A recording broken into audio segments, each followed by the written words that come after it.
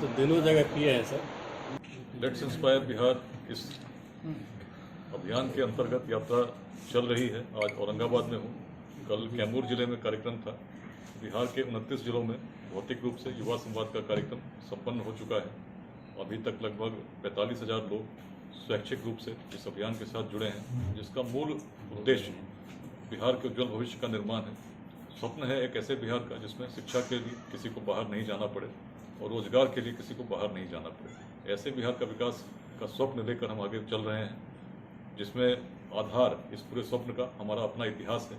क्योंकि जब मार्ग नहीं थे आज की भांति, प्रौद्योगिकी नहीं थी इतनी विकसित और न सूचना के तंत्र इतने विकसित थे, तब भी हमारे पूर्वजों में वह दृष्टि थी, वह शक्ति थी, वह सामर्थ्य था कि व्यक्ति को व्यक्ति से जोड़ना जानते थे। तभी तो हम उस अखंड भारत के साम्राज्य का निर्माण बिना संसाधनों के उस अवस्था में कर पाए जिसकी सीमाएं अफगानिस्तान के पार तक थीं, हिमालय के उत्तर तक थीं, पूर्वोत्तर के पार तक थीं और दक्षिण में सागर तक तो थीं। क्या सामर्थ्य था, क्या दृष्टि थी? यदि इस पर चिंतन करते हैं तो हम पाते हैं बिहार की भूमि प्राचीन काल से ही वैचारिक रूप से अग्रणी रही है। इस भूमि ने वेदांत के उत्कर्ष को देखा, जो वैदिक ज्ञान का परम उत्कर्ष था। इसी के कारण व्यक्ति तो व्यक्ति छोड़ दीजिए, किसी जीवात्मा में भेदभाव नहीं करने वाली भूमि ने उस प्रकार की सोच उत्पन्न की जिसमें जातियां तब भी थीं, लेकिन जातिवाद इस प्रकार से हावी नहीं था। तभी तो सम्राटों के चयन में जिस मगध की धरती पर हम आज बैठे हैं, जाति कभी अवरोध रही ही नहीं। सबसे निम्न वर्ग का व्यक्ति भी शासक बन सका। प्राचीन भारत में ऐसी अवधारणा कहीं और देखने को नहीं मिलती। तभी तो नंद वंश का उदय हुआ और तभी तो आचार्य चाणक्य भी जब चले तो उनके द्वारा जब चंद्रगुप्त का चयन किया गया तो केवल सामर्थ्य के आधार पर एक युवक के रूप में चयन किया गया। जब सामर्थ्य को लेकर आगे बढ़े तो अखंड भारत के साम्राज्य का निर्माण हुआ। उस वैचारिक दृष्टि को पुनः स्थापित करने की आवश्यकता है, जिसमें व्यक्ति को व्यक्ति से हम जोड़ना सीखें, तोड़ने की बात नहीं सोचें। संघर्ष में यदि हम अपनी ऊर्जा लगाएंगे तो सही ऊर्जा सही दिशा में नहीं लग पाएगी। और विकास की बात यदि करते हैं, बिहार को जब हम देखते हैं, पाते हैं प्राचीन काल जब कुछ नहीं था तब तो हम भारत का नेतृत्व कर रहे थे, उस भारत का कर रहे थे। ऐसे विश्वविद्यालय स्थापित कर पा रहे थे जिसमें पूरे विश्व भर से लोग पढ़ने आते थे। उद्यमिता ऐसी थी कि हमारे अंदर इतनी प्रेरणा थी कि पूरे विश्व भर के लोग प्रेरित होकर जाते थे। और वियतनाम के लोगों ने तो अपने देश का नाम चंपा रख दिया, जो बिहार का एक नगर था जिसको बौद्ध ग्रंथ प्रथम नगर कहते हैं। आज यदि हम पाते हैं श्रृंखला में राज्यों में बिहार पिछड़ता है, बहुत सारे कारणों से हम चिंतित होते हैं।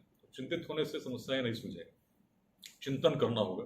और चिंतन करने पर हम पाते हैं कि जो दृष्टि हमारी थी, जिसको लेकर हम आगे बढ़ रहे थे, आज भी यदि भविष्य का निर्माण करना है तो युवाओं में विशेष रूप से सोचना होगा किस प्रकार हम करें। इसीलिए हम लोग इस अभियान के अंतर्गत शिक्षा के विकास, समतामूलक समाज का निर्माण, जिसमें जो सक्षम है उनका सहयोग करें जिनको उसकी आवश्यकता है, और मुख्य रूप से उद्यमिता का विकास, ताकि रोजगार के अधिक से अधिक अवसर उत्पन्न हो। कितना भी हम चाहें, यदि कोई व्यक्ति चाहे कि हर व्यक्ति को सरकारी नौकरी मिल जाए, कोई भी आ जाए, कोई भी कुछ कह सके, संभव नहीं है कि हर व्यक्ति को सरकारी नौकरी मिल सके। उद्यमिता का विकास हर स्तर पर हो ताकि उद्योग स्थापित हो। उद्योगों से ही बिहार का विकास संभव है, लेकिन उद्योग स्थापित तब होंगे जब उद्यमिता का विकास हर स्तर पर होगा। विद्यालय में होगा, महाविद्यालय में होगा, प्रखंड में होगा, जिले में होगा। और ऐसे मेंटर्स हम लोग हर जिले में तैयार कर सकें, हर प्रखंड में तैयार कर सकें, जो उन लोगों को मार्गदर्शन कर सकें जो उद्योग स्थापित करना चाहते हैं। सरकार की अनेक नीतियां हैं, लेकिन जिसके बारे में हमारे युवा जानते नहीं। तो ये एक विकल्प है कि हम उद्योग स्थापित कर सकते हैं, दूसरों को भी रोजगार दे सकते हैं। इसके लिए हम लोग बहुत प्रयास कर रहे हैं। नई दिल्ली में हम लोगों ने बिहार उद्यमिता सम्मेलन किया था पिछले वर्ष 25 दिसंबर 2021 को। लोगों ने पूछा बिहार का कार्यक्रम दिल्ली में क्यों? तो उस समय भी मैंने तब भी कहा था, अब क्यों भूल जाता कि एक समय ऐसा था जब बिहार के कार्यक्रम काबुल में भी हुआ करते थे। सोच बड़ी रखो, हमारे पूर्वजों की सोच बड़ी थी, तभी तो अफगानिस्तान के पार तक सोच पा रहे थे। आज भी उस सोच को लेकर चलेंगे तो संभावनाएं असीम है। रिसोर्सेज की कमी नहीं है। टेक्नोलॉजी आज कनेक्ट ऐसी कर पा रही है कि केवल व्हाट्सएप ग्रुप से हम 45,000 लोगों को जोड़ पा रहे हैं। उस समय कहाँ जोड़ पा रहे थे? लेकिन तब वैशाली के संथागार में 7,707 गणराजा चुन के आते थे, एक साथ बिना माइक के निर्णय लेते थे कि नहीं लेते थे। उस मतैक्य को जन्म देना होगा, सहयोग की भावना को जन्म देना होगा, संघर्ष को मिटाने का हर स्तर पर प्रयास करना होगा, यदि हम चाहते हैं कि अपने जीवन काल में जिस बिहार का स्वप्न हम देखते हैं उसको पूरा कर सकें।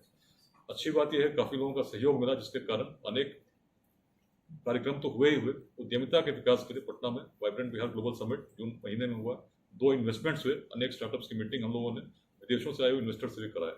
एक स्टार्टअप समिट हुई जिसमें मुख्य रूप से कृषि आधारित जो बिजनेस है, उद्यम है, उस पर किस प्रकार की सरकार की नीतियां हैं उसके बारे में चर्चा हुई। अभी दिसंबर माह में सासाराम में स्टार्टअप समिट 2022 का दूसरा होगा, जिसमें पूरे बिहार से जो स्टार्टअप्स हैं आवेदन दे रहे हैं, आना चाहते हैं, उनको भी आमंत्रित कर रहे हैं और निवेशकों को भी आमंत्रित कर रहे हैं। और इसका बृहद रूप में अगले वर्ष मार्च में कार्यक्रम करने की योजना है। बिहार के बाहर जितने लोग रहते हैं और बिहार में कुछ अंशदान करना चाहते हैं उनको भी हम लोग जोड़ने के लिए प्रयास कर रहे हैं, ताकि ऐसे लोग जुड़ें। समाज को नुकसान दुर्जनों के दुष्कृत्यों से उतना नहीं होता जितना सज्जनों की निष्क्रियता से होता है। इसलिए इस अभियान में हम लोग बिल्कुल विशुद्ध रूप से गैर राजनीतिक अभियान है, जिसमें हम लोग जोड़ रहे हैं ऐसे लोगों को जो अच्छे चिकित्सक हैं, अच्छे एडवोकेट्स हैं, अच्छे बिजनेसमैन हैं, अच्छे टीचर्स हैं, जो समाज को कुछ देना चाहते हैं, सामाजिक गतिविधियों में रुचि रखते हैं। और ऐसे लोगों को जोड़कर अवकाश के दिनों में यथासंभव जो भी समय मुझे मिलता है, बिहार के अन्य जिलों में जाता हूँ, लोगों से बात करता हूँ, संवाद स्थापित करने का प्रयास करता हूँ। उसी क्रम में आज औरंगाबाद में कैमूर से लौटने के आपके साथ वार्ता कर रहा हूँ। प्रसन्नता है कि जिस समय औरंगाबाद में था, 3 अप्रैल को यहाँ युवा संवाद का कार्यक्रम लॉर्ड बुद्धा पब्लिक स्कूल में हुआ था, तब करीब 25,000 लोग थे। इस बीते कुछ महीनों में अब संख्या 45,000 के पार है और निरंतर लोग बढ़ते जा रहे हैं। औरंगाबाद में भी गतिविधियां चल रही हैं, हर ब्लॉक में टीम बनी हुई है। देव प्रखंड में एक शिक्षक ने उत्तरदायित्व ग्रहण किया, जिन्होंने बच्चों को मुफ्त शिक्षा उपलब्ध कराएंगे। ऐसे अनेक प्रयासों की आवश्यकता है। फ्री मेडिकल कैंप्स लगाने की भी योजना चल रही है। आज एनटीपीसी प्लांट में भी सबसे मिलने का अवसर मिला। मैं खुद भी पहले एनटीपीसी में कार्यरत था, एक अलग आत्मीय संबंध एनटीपीसी के लोगों से पहले से रहा है।